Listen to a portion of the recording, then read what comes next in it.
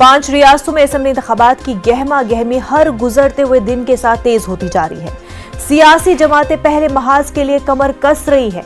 पहले मरहले के लिए कुछ जमातों ने अपने उम्मीदवारों के नामों का ऐलान भी कर दिया है, तो कुछ जमातें अनकरीब ही उम्मीदवारों की फहरिस्त जारी करने वाली हैं। पहले मरहले के चुनाव के लिए आज नोटिफिकेशन जारी होगा। कागजात नामजदगी 21 जनवरी तक दाखिल किए जा सकते हैं, जबकि नाम वापस लेने की आखिरी तारीख 27 जनवरी है।